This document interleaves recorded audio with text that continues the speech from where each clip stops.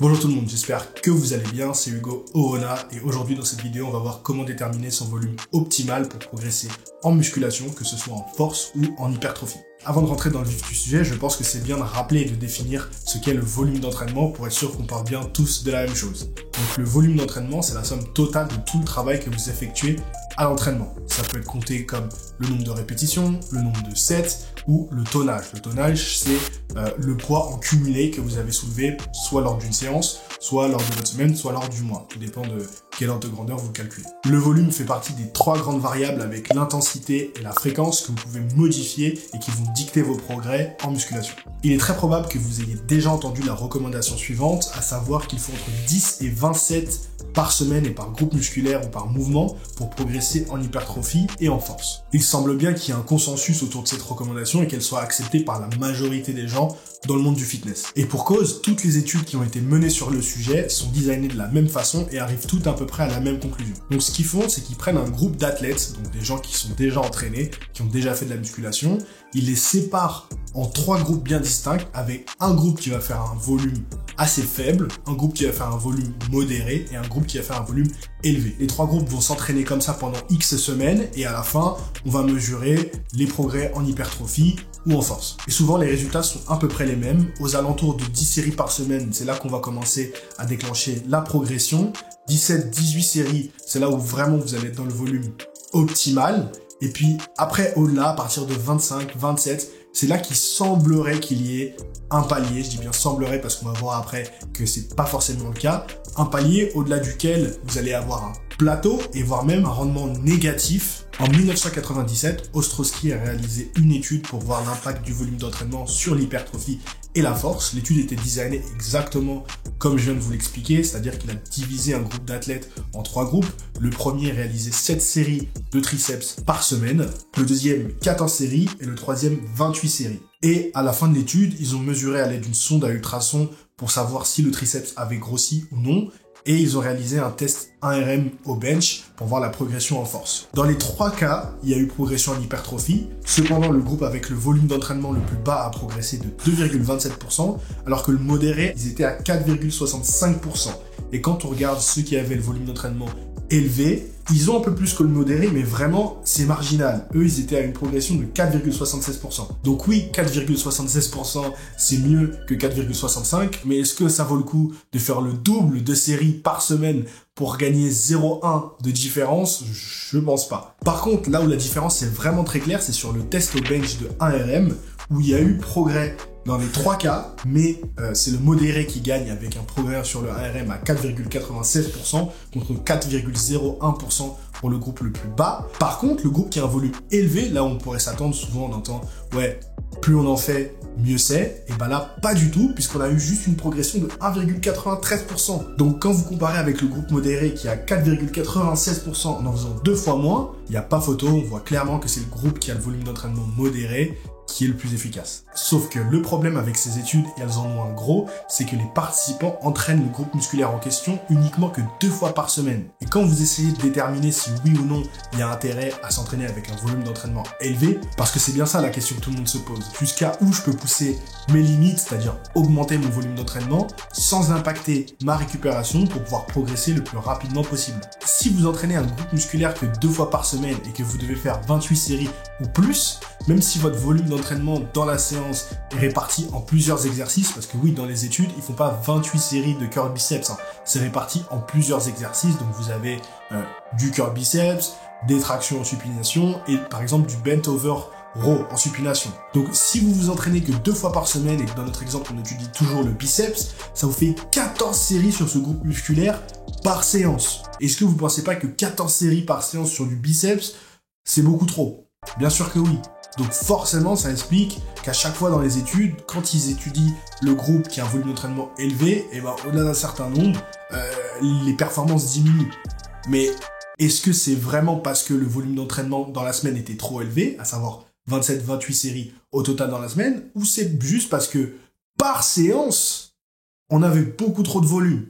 Je pense que vous commencez à voir où je veux en venir. Et il se trouve que récemment, il y a un scientifique, un chercheur en musculation qui s'appelle James Krieger, qui est un petit peu le pape en tout ce qui concerne les études sur le volume d'entraînement en musculation qui a sorti une méta-analysis. Donc une méta-analyse, c'est-à-dire l'étude d'un ensemble d'études. Donc là, c'est vraiment le top du top de ce qu'on peut faire en termes d'analyse. Ici, on va se concentrer de regarder que les résultats, mais pour ceux qui sont intéressés par la méthodologie, vous avez le lien en description si vous voulez en savoir plus. Donc, ce que James Krieger a fait, c'est que lui, il a repris les mêmes études, mais cette fois en s'intéressant au volume par séance et non plus par semaine, et en regardant la relation entre le volume et la fréquence. Et donc, dans ces résultats, il y a 2 points principaux qui vont nous intéresser, nous, dans cette vidéo. Le premier, c'est que en moyenne, il faudrait entre 6 et 8 sets proches de l'échec quand vous réalisez des séries avec 2 minutes de temps de repos ou plus pour maximiser l'hypertrophie.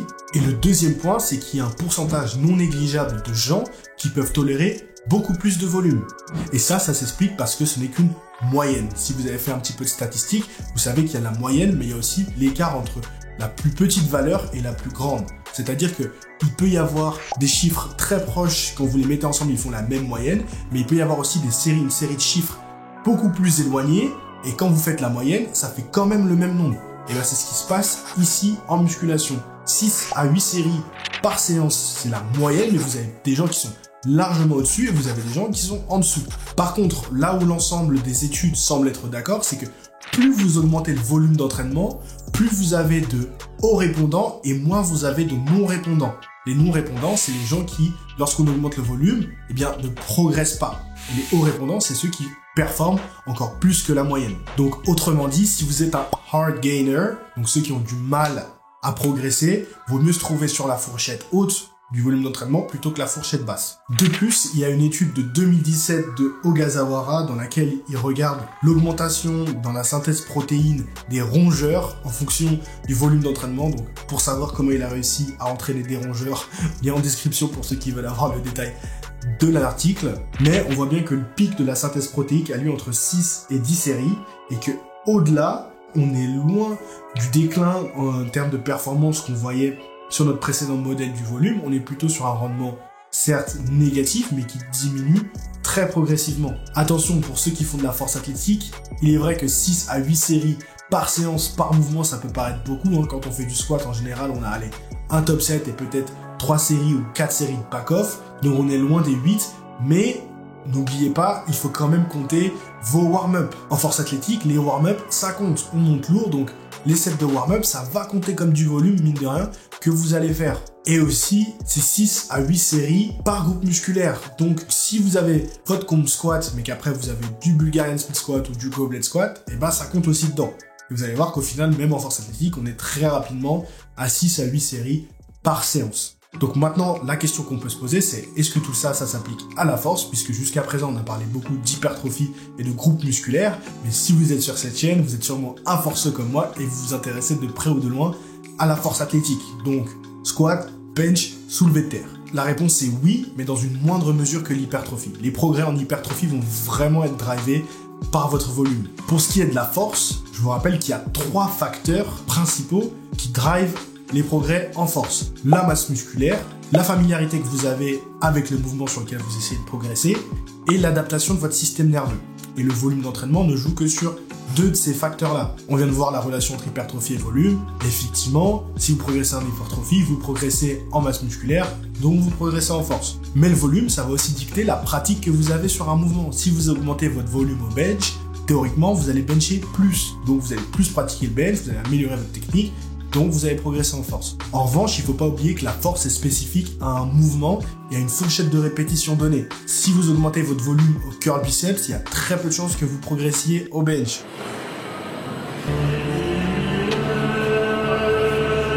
Pareil pour les fourchettes de répétition, si vous travaillez souvent en série de 15-20 répétitions, il y a très peu de chances, ou en tout cas vous progressez beaucoup moins sur votre ARM que si vous travaillez en série de 5 à 12 répétitions. Maintenant, on va répondre à une question que vous êtes sûrement déjà posée. Est-ce que je dois augmenter mon volume? Eh bien, pour répondre à cette question, c'est très simple. En vérité, avant de pouvoir répondre à cette question, il faut s'en poser 3 autres. La première, c'est est-ce que vous avez atteint un plateau? Est-ce que vous vous stagnez? Si la réponse est non, ne changez rien. Il y a trop de gens qui veulent changer les choses, changer leur technique, changer leur volume, changer leur fréquence, alors qu'ils progressent.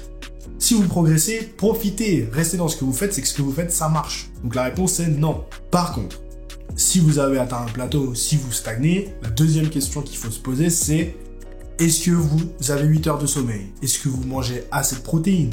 Est-ce que vous êtes en surplus calorique? Est-ce que vous entraînez chaque mouvement au moins 2 fois par semaine? Est-ce que votre technique elle est au point? Et pour ceux qui utilisent les RPE, est-ce que vous overshootez ou est-ce que vous undershootez à chaque fois? Si votre réponse est oui à une de ces questions, eh bien corrigez ça et regardez ce que ça donne. Souvent c'est les bases, c'est le b.a.-ba qu'on oublie.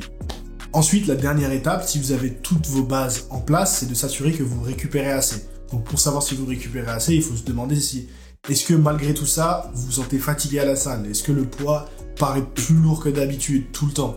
Est-ce que vous êtes stressé peut-être dans la vie, dans les à côté? Est-ce que les petits bobos que vous avez d'habitude sont plus intenses qu'à l'accoutumée? Et tout simplement, est-ce que vous voyez une baisse claire de vos performances? Si la réponse est oui à plusieurs de ces questions, ça veut dire que c'est probablement le temps de faire une deload. Donc, de diminuer son volume, aller chez le médecin si vous devez soigner quelques petits bobos, résolver ou diminuer ce qui vous cause du stress dans la vie si possible, et puis revenez la semaine d'après encore plus fort. En revanche, si la réponse est non à toutes ces questions, c'est-à-dire que vous avez tout bien fait et vous observez quand même une stagnation ou une baisse des performances, alors seulement là, il est temps d'envisager d'augmenter son volume. Maintenant qu'on a dit tout ça, c'est bien, mais concrètement, comment on fait pour augmenter son volume? La réponse, c'est petit à petit. Il ne faut surtout pas trop en faire. La recommandation de James Krieger, c'est une augmentation au maximum de 20% de votre total du volume que vous avez actuellement. La manière de procéder va dépendre de la façon avec laquelle vous calculiez votre volume auparavant. Si vous êtes dans un objectif d'hypertrophie, peut-être que ça va être intéressant de regarder le volume sous la forme du tonnage. Pour augmenter ce tonnage petit à petit, le plus simple c'est d'augmenter le poids sur la barre petit à petit ou d'aller gratter une répétition de plus, par-ci par-là. Si vous êtes dans une optique de force, où on a besoin de beaucoup pratiquer le mouvement, peut-être que ça va être mieux de rajouter une série sur votre jour secondaire, sur le mouvement sur lequel vous voulez augmenter votre volume, et de voir ce que ça donne. Enfin, si vous devez rattraper un retard, si vous avez vraiment un mouvement qui est en retard par rapport aux autres, seulement là, ça peut être intéressant d'augmenter sa fréquence quand vous pensez augmenter votre volume sur un mouvement, mais attention, faites-le intelligemment. Quand on augmente sa fréquence, c'est très facile de, au final, rapidement doubler son volume. Et on ne veut pas ça. On a vu qu'il fallait augmenter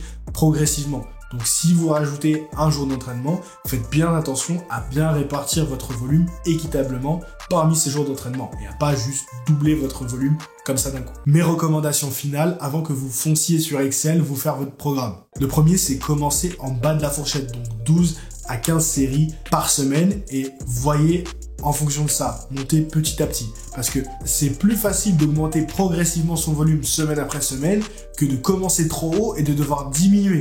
Croyez-moi, si vous commencez trop haut et que vous devez diminuer, c'est la merde. Ensuite, gardez bien à l'esprit que votre volume ne va pas augmenter chaque semaine, mois après mois, année après année, de manière linéaire jusqu'à l'infini. Ce n'est pas possible. C'est normal de prendre des deloads de temps en temps. Ensuite, toujours dans la même veine, votre volume n'est pas linéaire. Il va dépendre de votre phase d'entraînement, surtout si vous réalisez une progression sous forme de périodisation en forme de bloc. Est-ce que vous êtes dans une phase d'accumulation, d'intensification ou de réalisation? Ça, ce sera peut-être le sujet d'une autre vidéo. Et enfin, mon conseil le plus important, c'est que même si les études vous disent qu'on vous recommande tel ou tel volume par semaine pour optimiser vos progrès, le volume parfait pour vous, c'est le volume que vous pouvez maintenir dans le temps et qui est compatible avec votre style de vie. Si vous devez augmenter votre volume à 25 séries par semaine, mais que pour ça, vous devez passer 2 heures à la salle au lieu d'une, et que du coup, vous passez moins de temps avec vos proches, vous passez moins de temps avec votre famille, ou moins de temps dans vos autres hobbies, ça n'en vaut pas la peine. D'accord? À moins que votre priorité dans la vie, ce soit la musculation ou la force athlétique. Dans ce cas-là, je vous en prie, faites-vous plaisir, passez toutes les heures qu'il vous faut à la salle. Mais si vous n'êtes pas étudiant ou au chômage, probablement que vous avez autre chose à faire de vos journées que passer votre temps à la salle. Et dans ce cas-là, n'appliquez pas les recommandations bêtement. Privilégiez le volume qui est compatible avec vos priorités et votre style de vie. Voilà, c'est tout pour moi pour aujourd'hui. Mais avant de vous laisser, j'ai un dernier petit conseil à vous donner. C'est que si vous souhaitez traquer vos entraînements, traquer votre volume sans vous prendre la tête, vous aimez pas les fichiers Excel, mais vous souhaitez quand même traquer votre entraînement, je vous recommande d'utiliser une application de tracking. Donc moi, j'utilise l'application Strong. J'ai fait une vidéo déjà dessus où j'explique comment je l'utilise. Donc je vous recommande de regarder cette vidéo juste après celle-ci si c'est pas déjà fait. Abonnez-vous pour ne pas manquer les prochaines vidéos. Lâchez un pouce bleu, un petit commentaire pour l'algorithme YouTube, c'est super important. Et moi, je vous dis à bientôt dans une prochaine vidéo ou dans un prochain podcast. Ciao!